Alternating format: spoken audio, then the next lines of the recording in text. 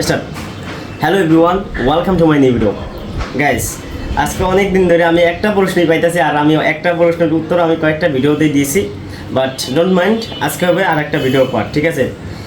একটা বড় ভাই লিখছে, hi bro brother, how can I improve my English language, please help me brother. Okay, আজকে সেটার অ্যান্সার দিব, বাট এই সাইডে জামা কাপড়, but it's not a big deal because we are bachelor.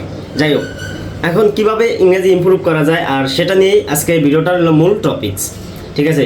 আমাদের ইংরেজি শেখার জন্য 4টা স্কিল দরকার: রিডিং, রাইটিং, রিডিং, স্পিকিং, ঠিক আছে? স্পিকিং হচ্ছে একদম পরের ধাপ। আমি সর্বপ্রথম যেটা বলবো সেটা হচ্ছে লিসেনিং। লিসেনিংটা কেন ইম্পর্টেন্ট হচ্ছে গিয়ে, আমরা যখন ছোট ছিলাম, এবার we are child, that's mean আমরা যখন বাচ্চা ছিলাম তখন কি আমরা বাংলা ভাষা বলতে পারছি? না, বাংলা ভাষা বলতে পারি নাই। কারণ যখন আমরা আস্তে আস্তে বড় হচ্ছি, বলতে হালকা বড় হয়েছে, যখন আমরা কথা বলতে শিখবো, ওই সময় কিন্তু আমরা না হলে 3 থেকে 4 বছর আমরা বড়দের কাছ থেকে শুনতে আমরা কিন্তু বাংলা ভাষায় পারফেক্ট হয়েছি। এখান ক্যামেরা, ওকে, পারফেক্ট হয়েছি। তারপর আমরা আস্তে আস্তে বাংলা মানে পুরো উচ্চারণ পুরো ক্লিয়ারলি আমরা কথা বলতে পারি নাই, রাইট?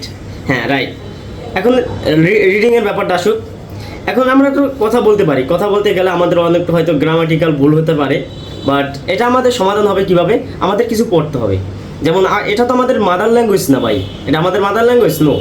ইংরেজি হচ্ছে আমাদের second language, so that's why আমাদের কিছু গ্রামাটিক্যাল এবং আমাদের কিছু এক্সট্রা বই পড়তে হবে। আমি বলবো যেটার মাধ্যমে আমি শিখছি এবং ভাইয়াও শিখেছে, সেটা হচ্ছে smart way to learn English মানে বুক। বইটা হচ্ছে স্মার্ট ইংলিশ, ঠিক আছে? আর কয়েকজনই ইনবক্স আছে এবং তাদেরকে আমি ছবি তুলেও দিয়েছি এই পর্যন্ত। আমার কথা হচ্ছে, আমি পারি, ভাইয়া পারে, আপনিও পারবেন ইনশাল্লাহ। আর আমরা দুই ভাই চাই যে আমরা যেহেতু শিখছি এবং আমাদের দেশের মানুষের কত একটু উপকারে আসুক, যেহেতু আমরা পারি, আর আমাদের ইংলিশটা খুবই ইম্পর্টেন্ট, যার কারণে আমরা চাই যে আমরা পারি, আপনিও পারেন, ঠিক আছে? আর এই জন্য আমরা আপনাদের হেল্প করার চেষ্টা করতেছি। সো যাই হোক, রিডিংয়ের ব্যাপারটা গেল। রাইটিং, এখন রাইটিংয়ের ব্যাপারটা হচ্ছে রাইটিং আমাদের, এখন আমরা কথা বলতেছি, এই যে কথা বলতেছি, এখন তো আমাদের মাথা মানে ব্রেনটের ভিতর তো আসতেছে, কেন আর কীভাবে আসবে?